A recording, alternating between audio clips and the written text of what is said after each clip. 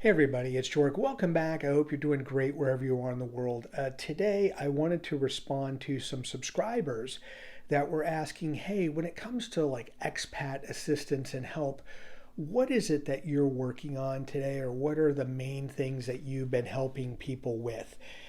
And so there's been three areas. And one, it's been doing phone calls, Teams calls or Zoom calls with people, trying to answer their questions and get them up to speed on what's going on in Portugal in 2024, and some of the things that I can impart about things that we learned the hard way so that you don't have to go through those same struggles in some cases that we did. I think that's important.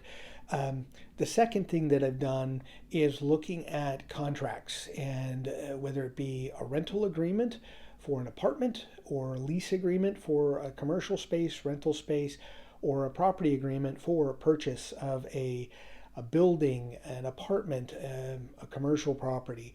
Those are things that spend a lot of time evaluating and giving some recommendations on how, if I were purchasing or renting, some gotchas or some things that I would be concerned about.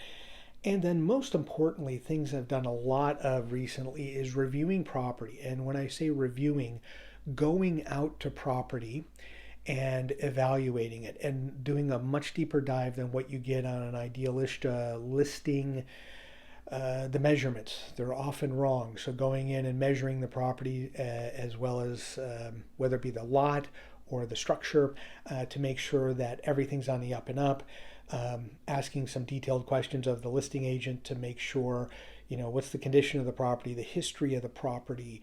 Are they interested in selling, or are they really not interested in selling?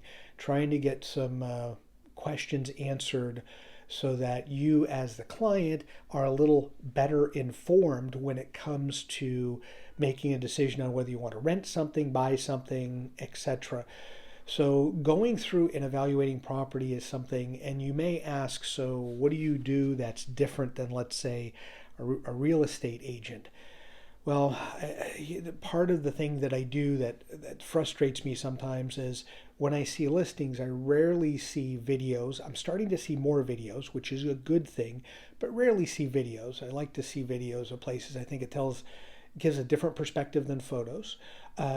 Also getting into things like the plumbing, the electrical, what type of equipment is out there, what type of needs are out there, what type of upgrades need to potentially be made. The structure itself, let's say it's in a building. You focus on the apartment you're looking to buy or rent within a building, but what about the common area of the building itself, things of that nature? You do have to be concerned about that if you're going to be moving in. And if you're going to be buying a home, what's the neighborhood look like? I spend a lot of time walking and reviewing neighborhoods. Obviously, you can do some of that on Google Earth and Google Maps, but being there and walking, you can get a feel for, is it a good neighborhood? Is it a bad neighborhood? Not so good neighborhood? Those are things that I end up doing.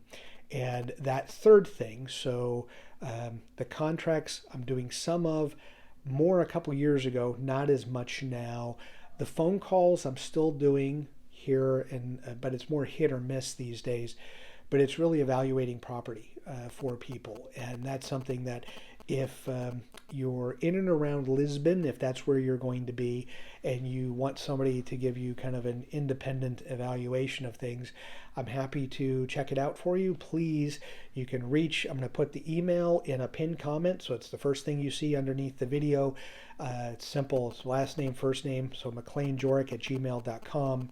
You can reach out, and if you want to have me evaluate a property, just a matter of agreeing to a price to be able to do that, and I explain what I can do, and if that makes sense, we do it.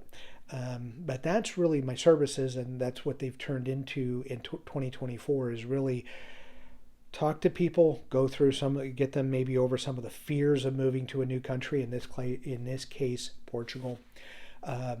Reviewing contracts and making sure that you are not getting taken along the way, and also having an understanding on how oftentimes contracts are written in Portugal, which may be vastly different from the country that you've come from. And then last but not least, looking at the property, whether it be for where you're going to stay, for renting or buying a place, or if it's a business, what type of property is out there. And again, keeping in mind what might make sense, as well as some of the gotchas of doing that, of obtaining that property. Again, that's it. So that's what I do. If any of those things resonate with you, please email me. If you have any friends or family looking to move to Portugal or buy property, I'm happy to try to give them some help any way I can. As always, thank you so much for taking the time to watch the video, and enjoy your travels.